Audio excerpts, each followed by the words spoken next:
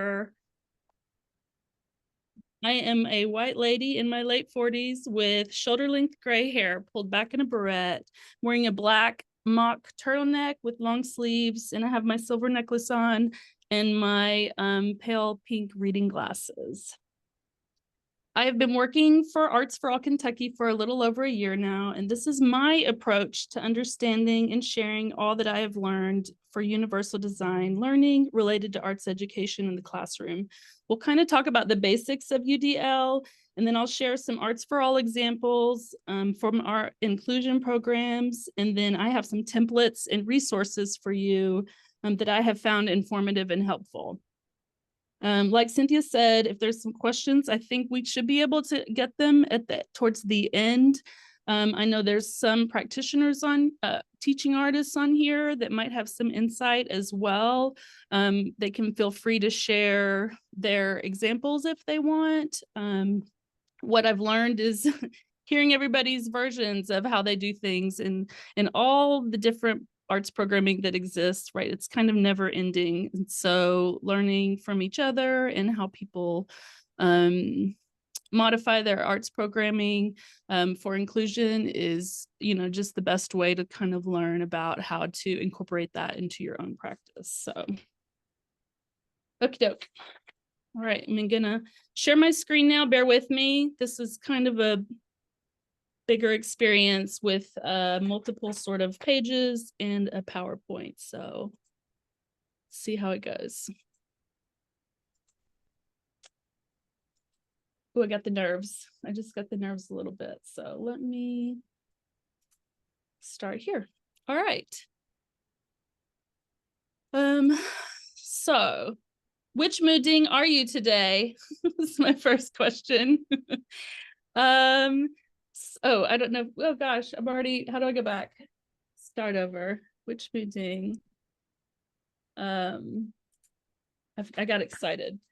So you can raise your finger, type in the chat which one you are. I'm feeling like a 5, a little bit of a 3.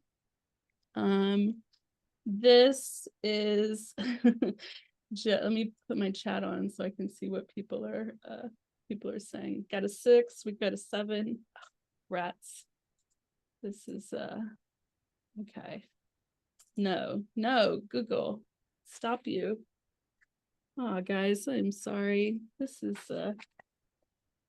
exactly my worst fear in real life. So what's the heck? Should have let Cynthia do this. Anywho. I always just the little arrow keys. Oh, okay, the smart. Okay. So this serves as a kind of fun social emotional assessment of the room you're working, be it a class or presentation, kind of a good way to read the room and, foster some self-reflection. I like mooding because it sounds like you're mooding. It sounds like a check-in reminder, like what is your mood? What is your mooding? So there's a lot of versions of these kind of on the internet. I'm sure you've seen them before. The cats are really fun. But this is just a good way to kind of, assess the group you're working with and, little emotional reflection. So I just thought it would be a fun little icebreaker. Apologies in advance. I am a person who uses a lot of words, so I have worked on editing and information and including pics. I do want you to know that I'm aware that too many words can be too many words, so I've done my best here. You will have access to these slides and the resource pages, so you can kind of absorb this information however it works for you.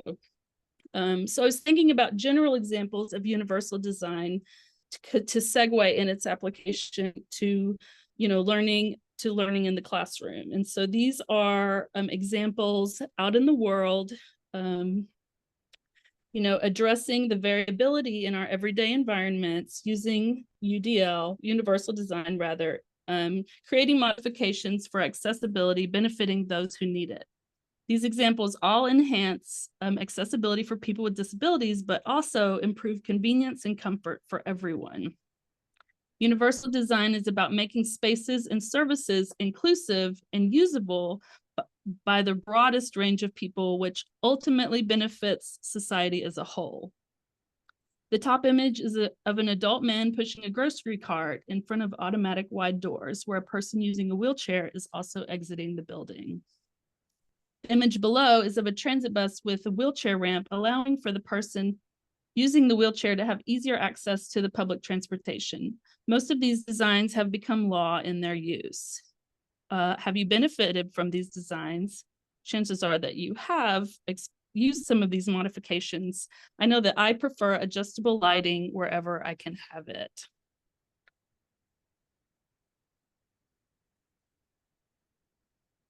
So I'm not sure how many people are familiar with UDL. If you could also maybe type in the chat or show hands. I'm scared to touch anything on my computer.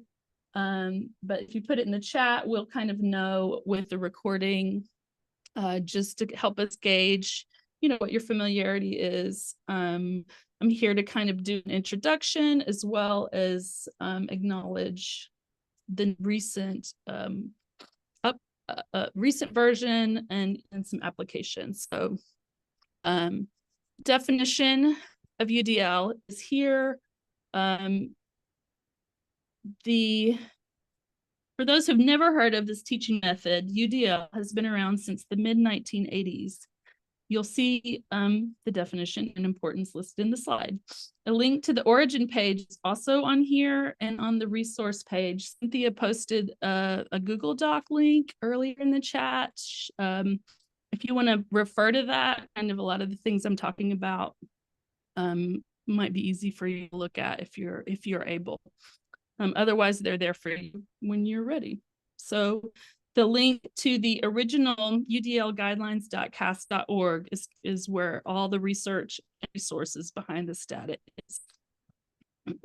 I have another button. Updates and versions have been ongoing as data has been gathered from over 1,500 studies, both qualitative and quantitative. Just like software updates, the most recent version is 3.0 and was released in July 2024.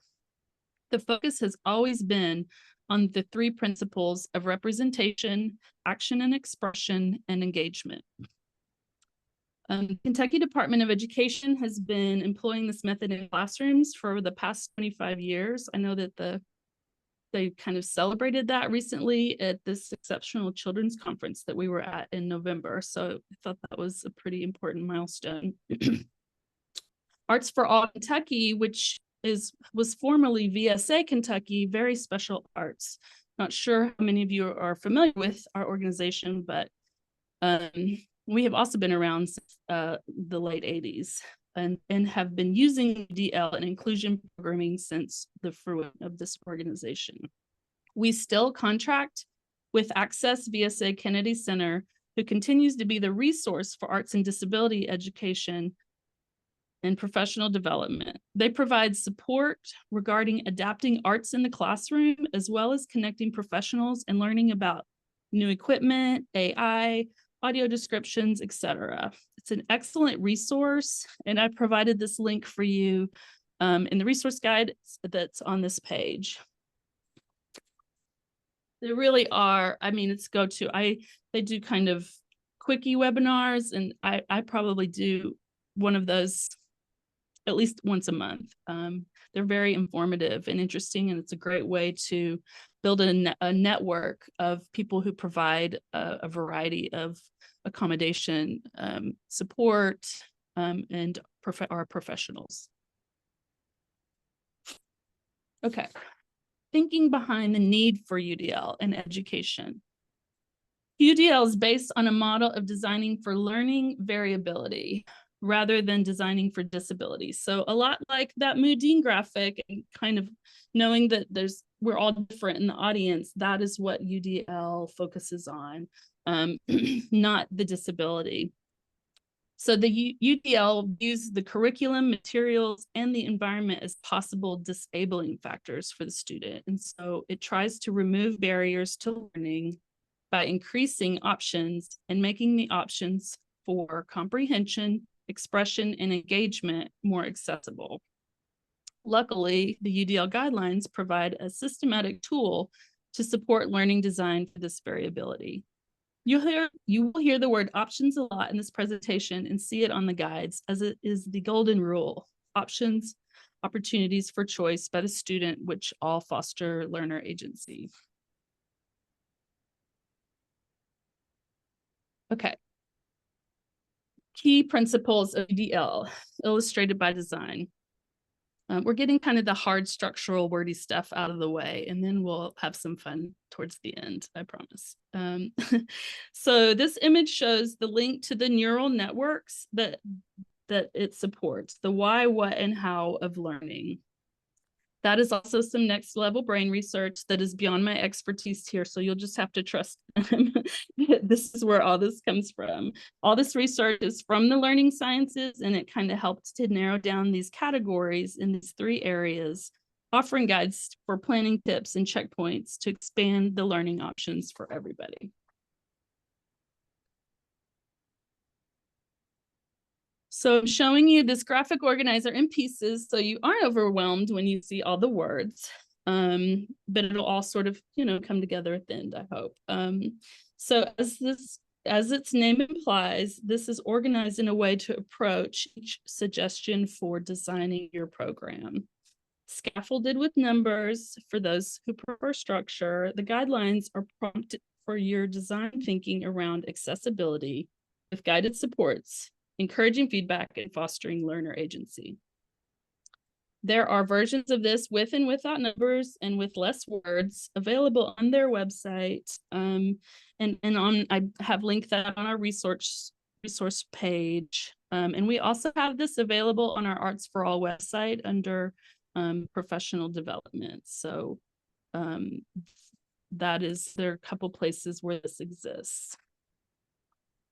And here's the really overwhelming, very wordy, very pretty graphic organizer that's kind of the core for all of this information. And I would say that it's the most extra of everything. You really can modify this down to what works for you. And I'll kind of show you examples of that too. This is 3.0. It's the current set of guidelines, and they look to have an order. They aren't really in order.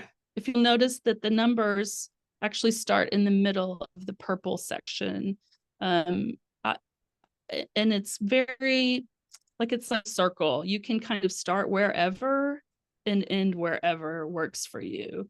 The columns are kind of meant to work outside to inside towards the bottom. You can also work horizontally and just focus on access in the different areas.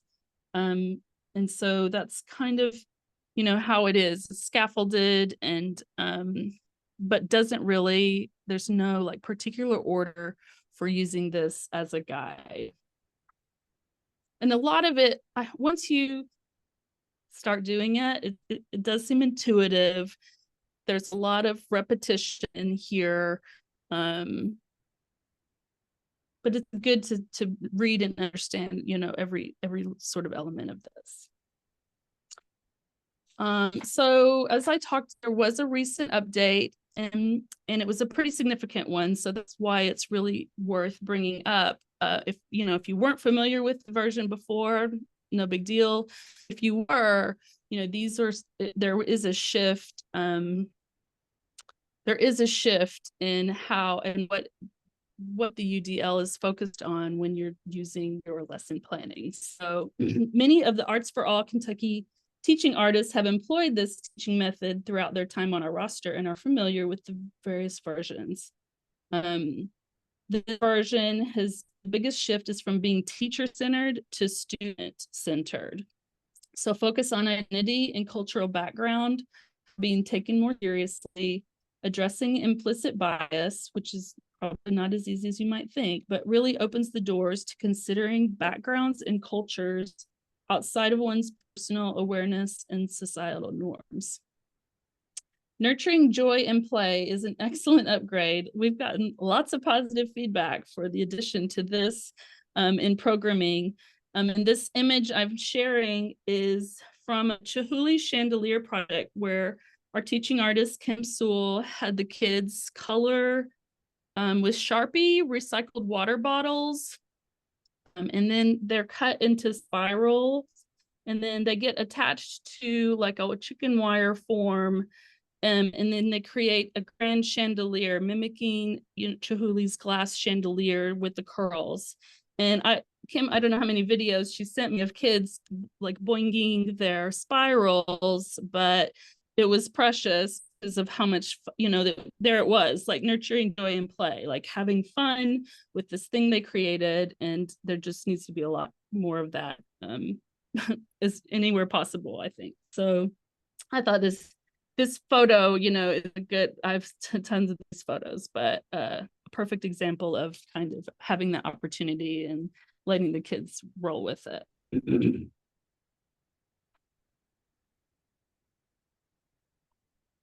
Oh, and those updates, the 3.0 updates are in a Google Doc on the resource page. So if you are familiar with the previous versions, it shows kind of the new changes, if that interests you. If not, it wouldn't if you have no idea, if you've never heard of this before. So a break from visual words. Not everyone has a background in understanding disabilities, and so these are some factors to take into consideration. What are the needs of the diverse learners? When planning with UDL, these are the potential barriers that exist.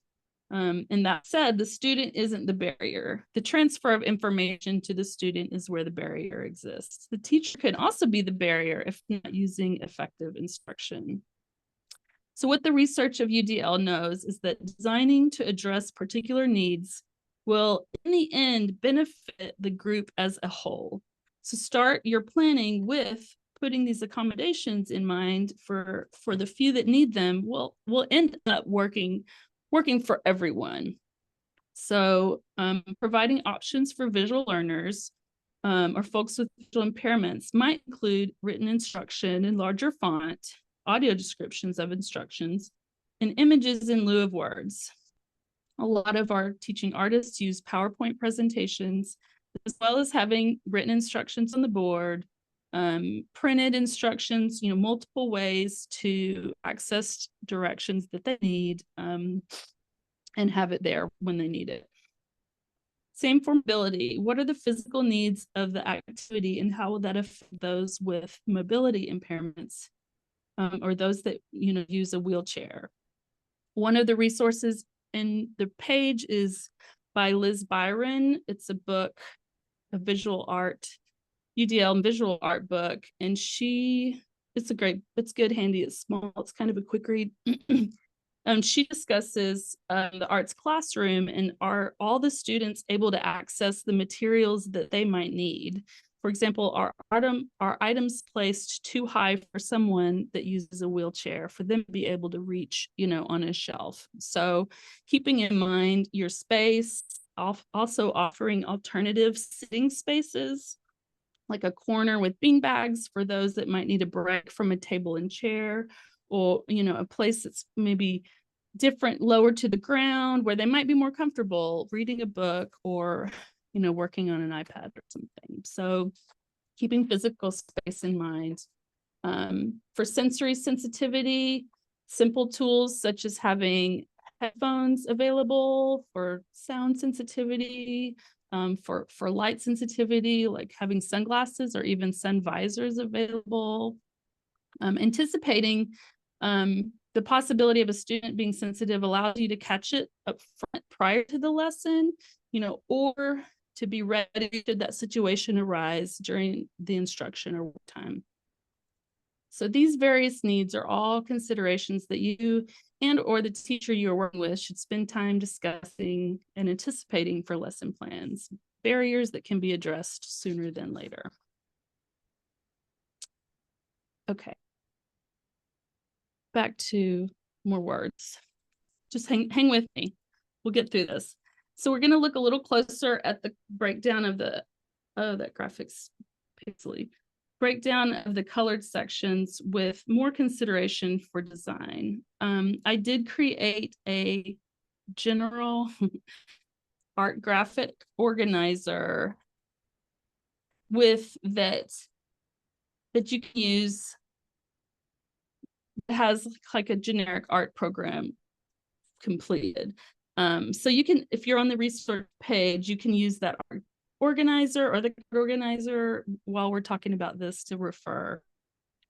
I know that's list is a lot of guides and organizers, but that is also the point of having a lot of options for to find what works best for you in your planning. So probably giving you like 5 ways to do a UDL if it comes down to it. So if you follow the numbers in the original colored organizer, the 1.1 falls in the purple top middle.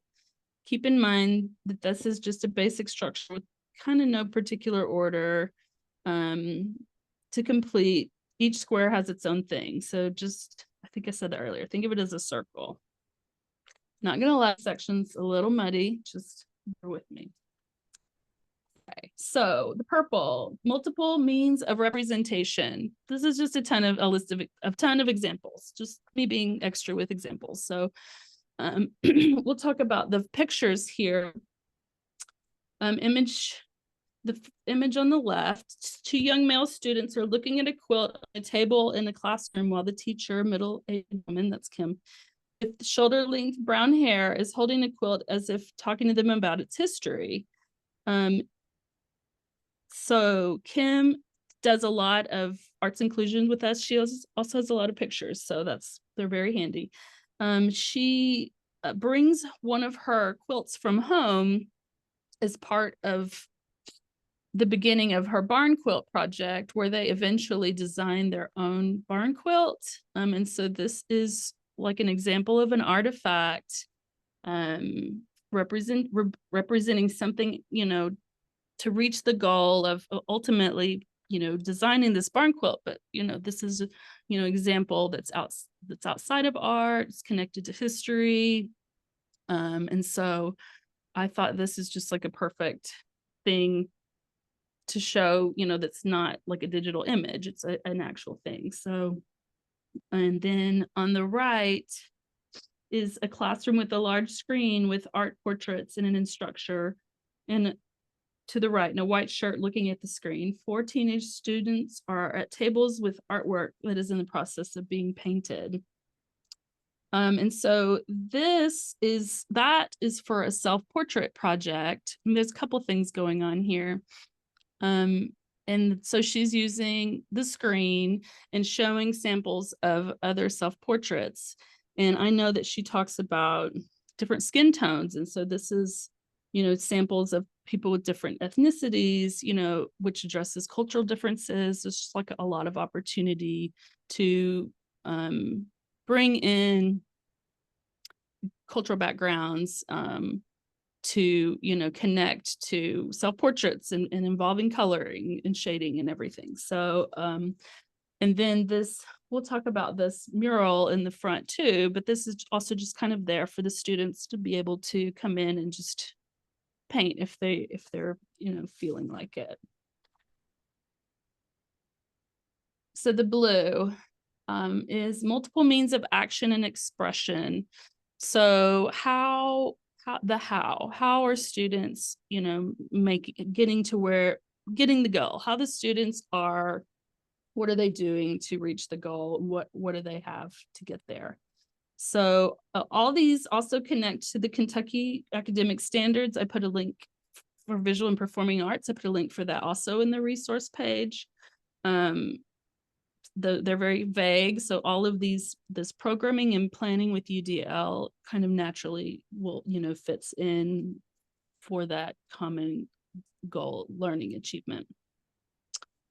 So on here, I was going to talk about adaptive tools. Cynthia brought up being at Hindman, and some of you might have been there as well at the Art Educator Summit.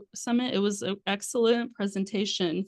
And one of the things I won't forget is Margot Wunder presenting, having us create adaptive tools out of just like a random bag of stuff, like a rubber band, like a small pillow, sticks, like things you would find in your junk drawer. She's like, make an adaptive tool out of this. And it was really fun. Like, and it was really interesting. Pieces of cardboard. And so then she talked about 20 ways to make an adaptive tool just out of cardboard.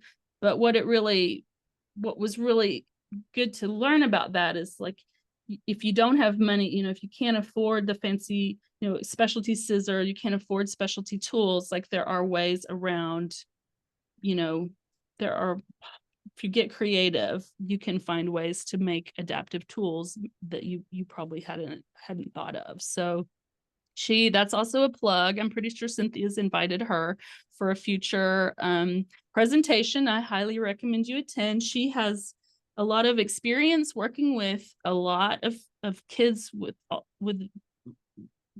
disabilities. Like, that is the school that she works at and teaches art at. So she had a really a lot of great experiences, and she's very thrifty. So a good resource for everybody. So ensuring that the kids have the tools they need to express themselves in their own way really does encourage a lot of independence and self-confidence. So making sure you can figure that out for the kids that you're working with is the important blue. And so these are again just some fast examples, and then a couple photos. The one on the left is Kim again. She has a lot of photos with a student, and she has them using their hand and painting to paint with and to add their own addition to this barn quilt project. So that's fun. They get to get their hands dirty if they like that. Some don't. But also it kind of gets them to put their personal stamp on that barn quilt that they're making on the table. And then the image to the right is from one of our side-by-side programs, actually, and it's a 3D model, and it represents I love this because it represents a room that the student has chosen to make. And so it is, I think, a kitchen. I could be wrong. Debbie's on here. She would know. But all the kids got to design like a room that was special to them. And in that, they kind of learned all these different processes for like gluing and construction. And, it was just a really good way to foster like their own identity, and, just and build, not just on paper, but do like a 3D model project, which is something they don't always get to do necessarily. Multiple other means for action and expression. I do notice that video has become a very popular tool for the students to express themselves. They're just kind of a tech generation. And so while we want to limit screen time, it might be a good tool for some students. They might respond to doing a video or creating video, maybe more than some other options. So I think video has become a good tool as well. Gallery walks is the other thing I wanted to highlight on this example is gallery walks with students. Admiring the artwork as a group provides an opportunity to highlight expression. It's a great way for the students to share about how they made their piece, and highlighting process and some personal choices that reflect their individuality. So kind of like a art critique, kind of a crit, but not necessarily a crit, just like a sharing moment, and opportunity for feedback and reflection. And then the green, the why. Multiple means of engagement. Incorporating diverse themes, choices, lots of choices. Fostering inclusive classroom environment, cultivating empathy and restorative relationships. And so this has a very personal, general, and specific goals kind of all at the same time. And so this just gives you different ways of thinking about engagement. And so I included Kathleen here, precious. this is the same portrait from the earlier, I mean, the same painting from the earlier picture.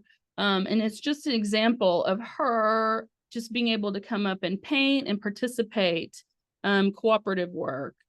She's able to be a partner in this whole project.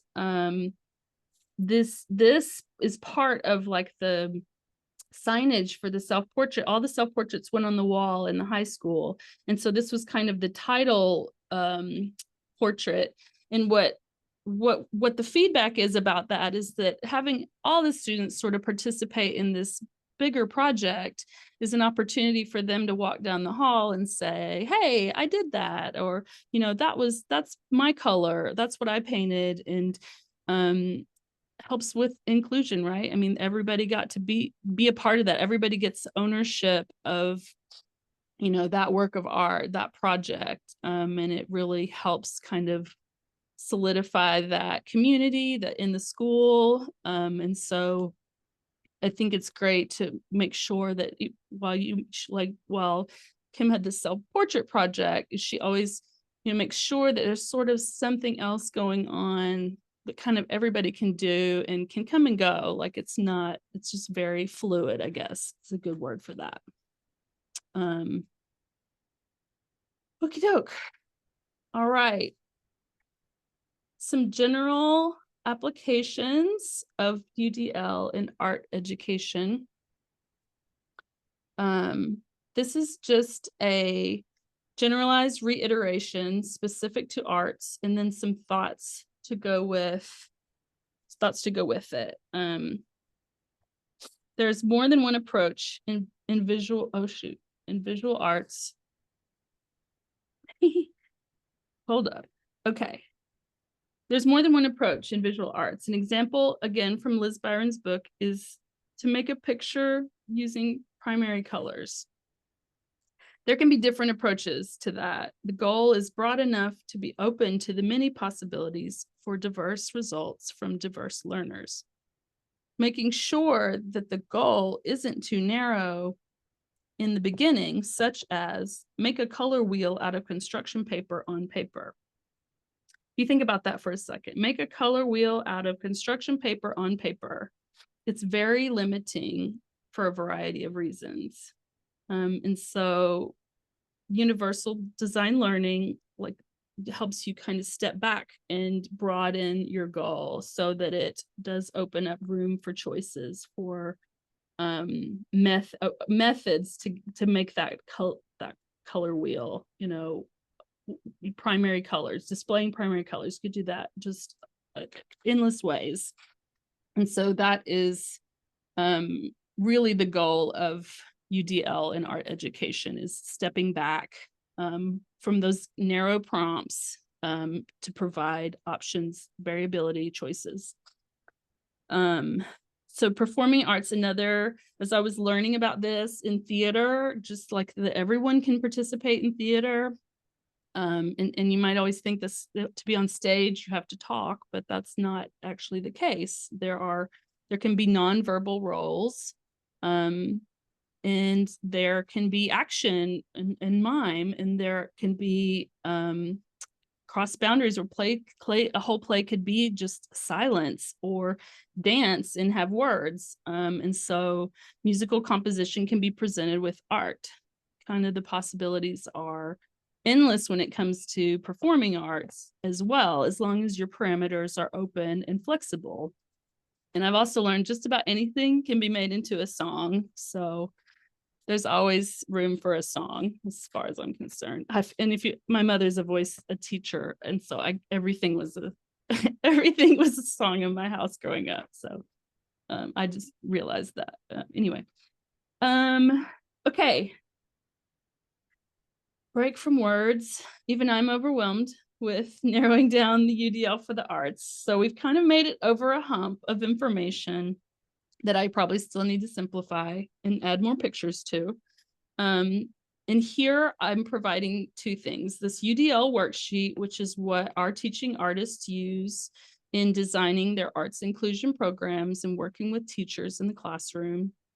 And then the general art guide I'd mentioned before, and it's kind of a completed generic version, meant to have those previous examples in the matching numbers and spaces.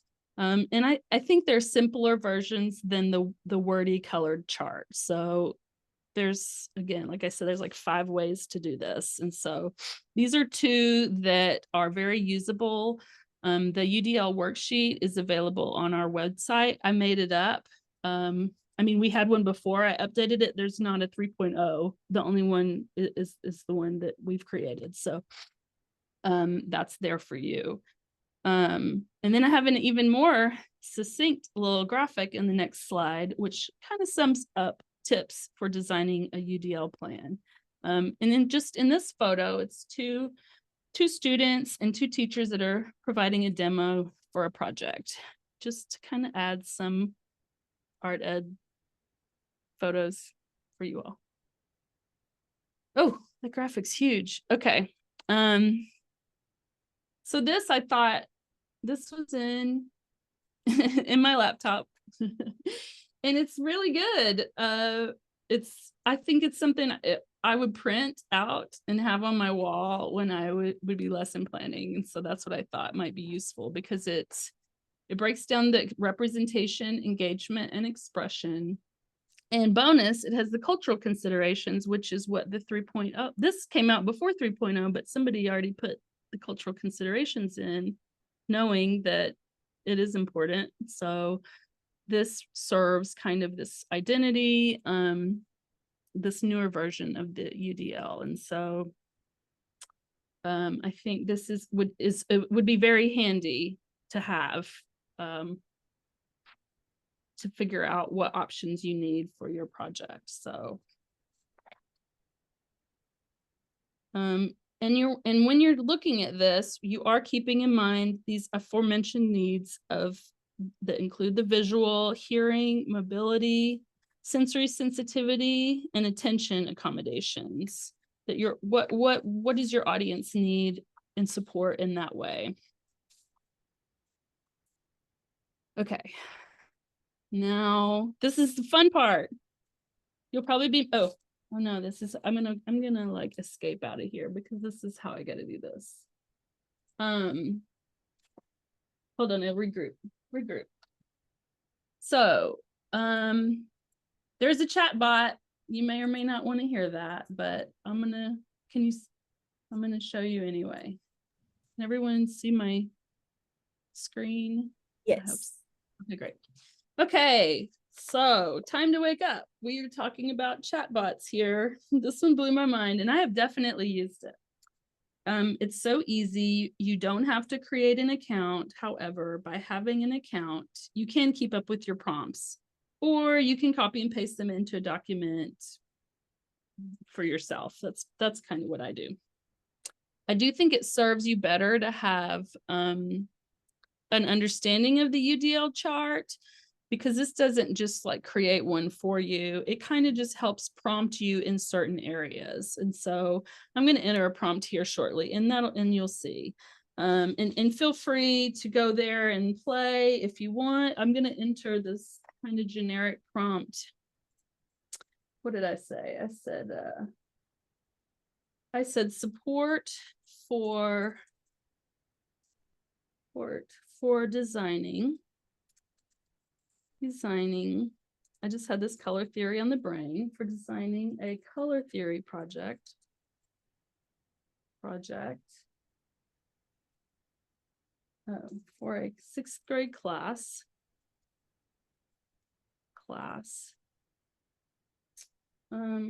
that includes students with autism and students who use English as a second language. Sorry, now I'm like talking to myself. Who use English as a second language. And sort of why this prompt is the way it is, if you'll read at the top, it says, share your subject, grade level, learning goals, design challenges, relevant information about all aspects of learners' identities, language profiles, strengths, interests can also be useful. So all I'm doing is entering, and this is just a UDL chatbot. That's all it's addressing.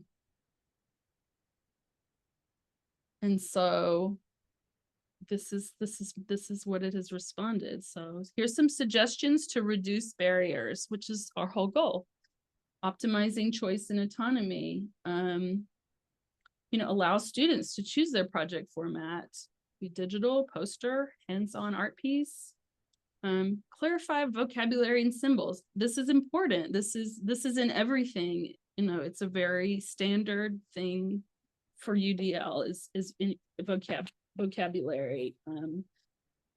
And our practitioners have been doing this for years, like are still developing this. And so foster collaborative and collaboration and collective learning. Yeah, like I love this. Pair students strategically to ensure that those who are more confident in their language skills can support their peers. Have small groups where they create a color wheel together. So this chatbot is pretty fun, pretty great. And so it does, so it up here, oh yeah, so it does refer to, you'll see it says guideline 7 and guideline 2. And so if you look at the chart, you can start making the connections of you can start making those connections of those suggestions and together. So it's pretty great and fun. All the prompt and I recommend, what did I say here? I said doesn't address everything, but I do think it provides great support when you feel stuck or unsure about how to approach a project that you aren't familiar with. And I'm all for tools that support teachers for efficient use of their time. I think that really is the advantage, their time, which is precious. Got its whole page. There's advantage to these bots. I know there are disadvantages as well, but when it comes to teachers and planning, you already know kind of what you want to do. I think that if you can just get a few minutes of your life back by getting some support, you use it in whichever way that you're able. So explore that. It's free. Like I said, you don't have to register for an account. I think there is a limit of how many prompts you can put in a day, but I'm not, it might cost, I'm not sure if it costs money or not, but I don't use it that much, but every now and then it's interesting to see like what it will produce. So all right, we're coming to a head here. Benefits of UDL in arts education: increased accessibility, absolutely. Enhanced creativity, and improved engagement. You probably are already using adaptive strategies in the classroom, and feel free to drop those in the chat if you have your own kind of things that you're doing. Arts for All Kentucky, we strongly believe the benefits of UDL in arts instruction. It's a great tool for ensuring access to arts. And if you aren't familiar with us, our mission is providing arts and education programs that allow people with disabilities to fully participate in the arts.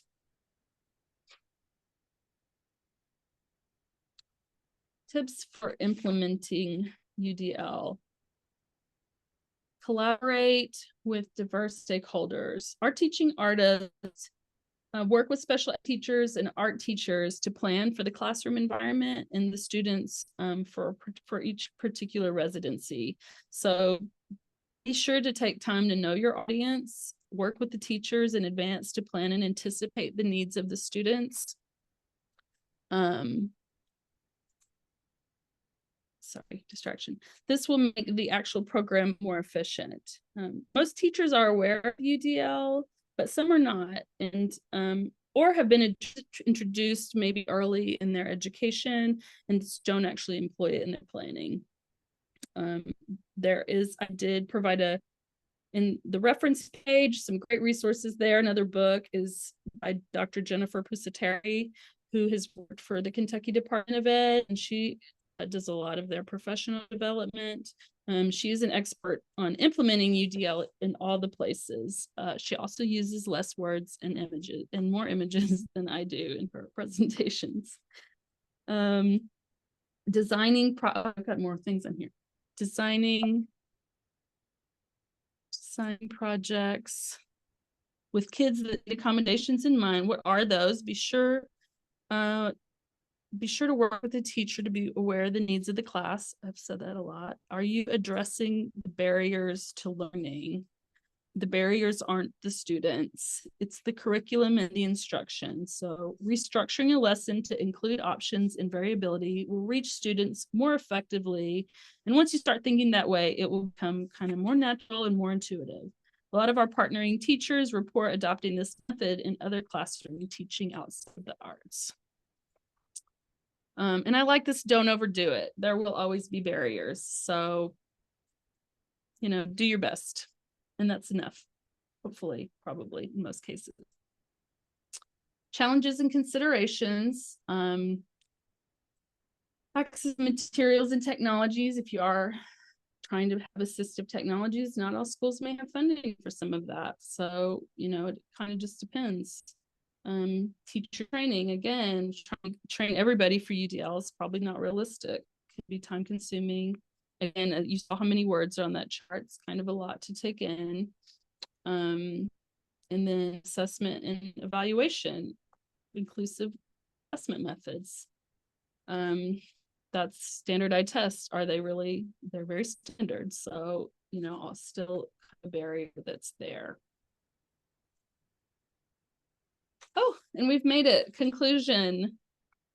I was going to look at I'll go here and look at the resource page. Call to action is, to encourage educators and stakeholders to embrace these principles because it does help with equitable access to the arts education for students. So we will appreciate that. And here is this resource page that I just wanted to kind of highlight. Here's the slide links.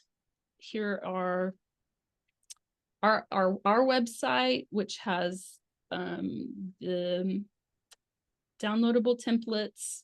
Here's the UDL main website.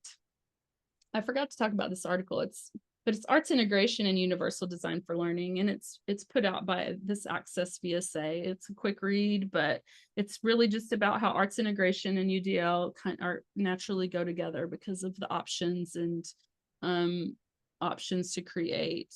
So it's good. And then some books, some videos, that chatbot link, a podcast that has a ton of people that use UDL and kind of all the ways that they use it.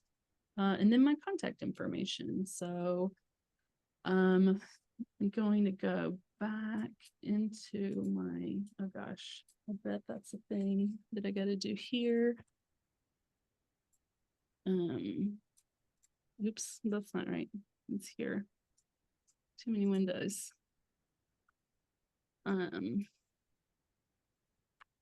Right. Oh, and then here's just some more photos of Arts for All in action. Inclusion projects using the multiple means of engagement, representation, and expression. Fun kids and projects. And thank you for your time and listening. I appreciate it. Feel free to reach out to me anytime to discuss Arts Inclusion Program, maybe have funding for you. Thanks to the Arts Council for their support and helping to help support you.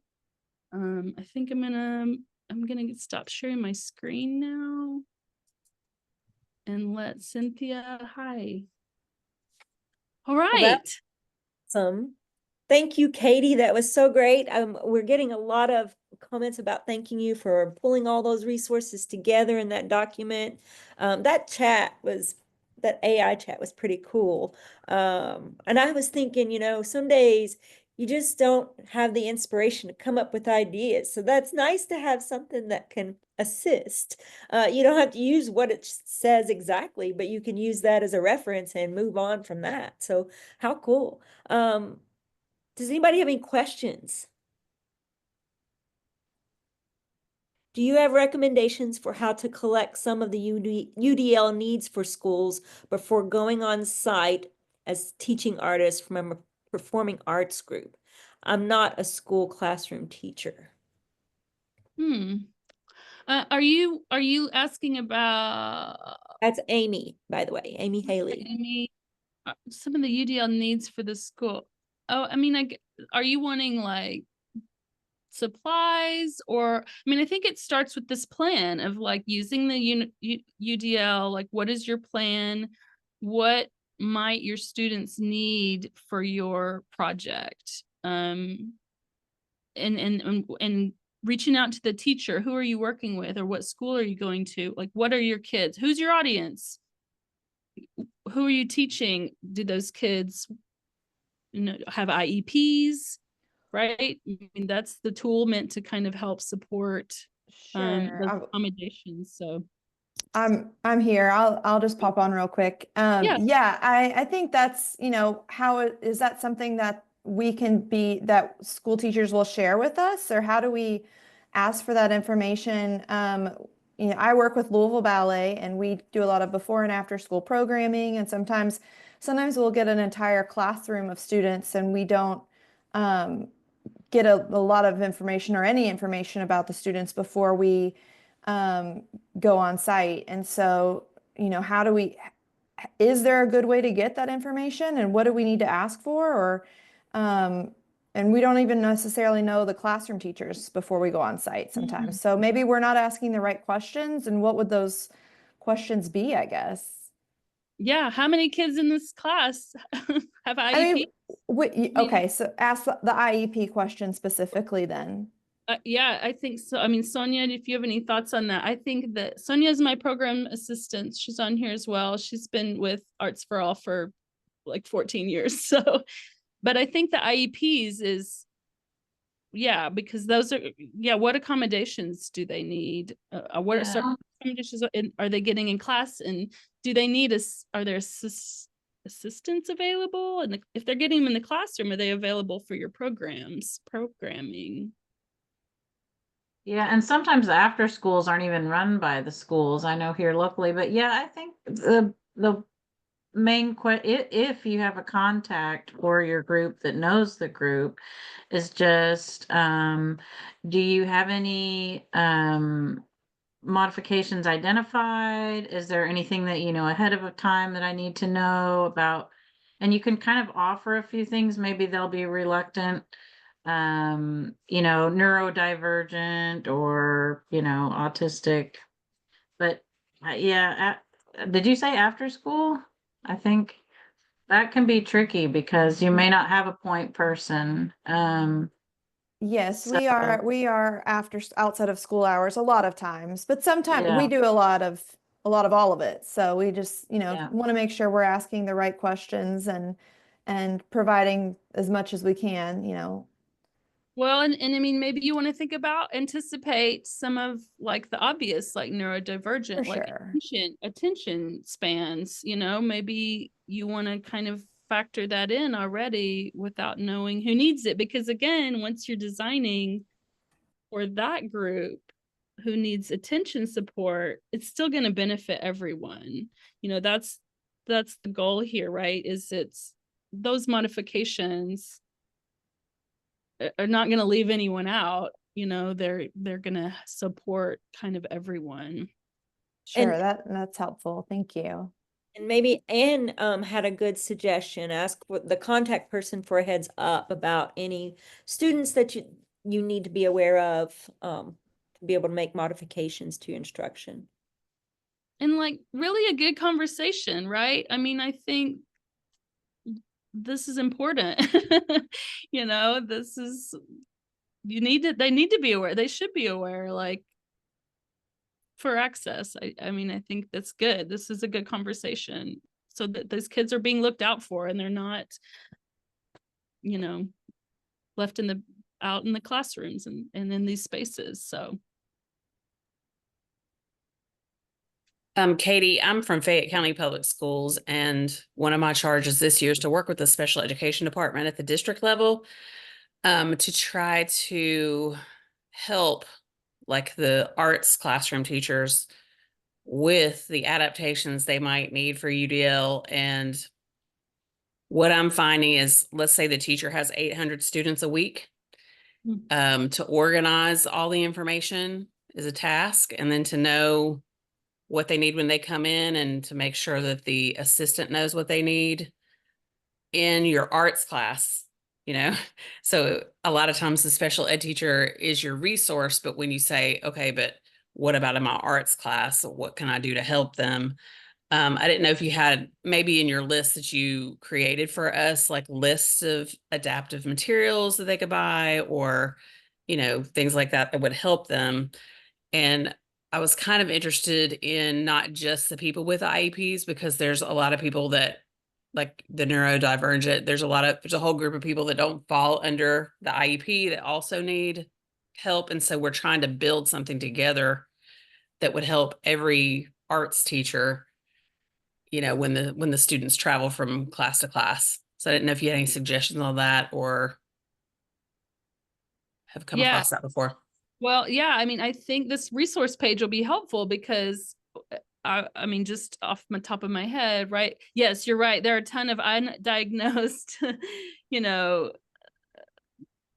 disabilities happening in the classroom for a variety of reasons, resources, you know. And so again, like UDL is kind of designed, when you start kind of building a program around it, it's going to benefit kind of everyone. And so, you know, using those worksheets, they're just blank templates. You know, what is this project? How are we gonna, you know, how does this, you know, who needs attention, you know, the kids with ADHD, you know, how do we approach presenting this information for them? I mean, that's just like one tiny example, but So I feel like sometimes the IEP information is more for the academic classroom, and yeah, it doesn't absolutely. often go into the other classrooms. And then I feel it's a disservice, and we're trying to design how we can help the students, help the teacher, help the students more. Yeah, that Liz Byron book, the visual, I mean, it's visual art heavy. It's not performing arts, but it's really a short, quick paperback that has a ton of visual art modifications in it. But yeah, I mean, I think using this, so that's kind of what Arts for All does. We bridge. So special ed teachers aren't necessarily, they don't get arts training for their kids. And then the art teachers don't necessarily have access or have experience working with kids with disabilities. And so that's kind of what our teaching artists do, is they come in and help show you how to use UDL and modify your art programs to accommodate the various learners in the room. And so you're kind of doing what we do, but that we use UDL to do that. And so I just think maybe looking at this and applying it to your arts planning will help address these students that you're concerned about. Thank you. I hope that helped. I'm not sure if it did, but play with the resource, you know, go through resources and kind of look and see, and some of that might click for you, that it might be helpful for what you're doing. Share the worksheet. I'm looking at the. Yeah, me too. Think And also you mentioned Margot. I just want to tell everybody, I put it in the chat, but she's doing a session on March 27th. And she talks about the modification of tools too. Maybe like using more chunky tools for creating visual art, and she had some good ideas too. And I saw you invited Grace Henderson as your next. We're just plugging all your series, but Grace is also one of our teaching artists, and she talks about program implementation really well too. I mean, she uses a lot of video in her presentation, like video instruction, which might serve you for all these class, you know, there might be some levels of that you can apply to that classroom. Oh yeah, Allison is one of our, we have adult programs as well. And so Allison is one of our supporters. Sonia works with the day center. It's great opportunity for adults. All right.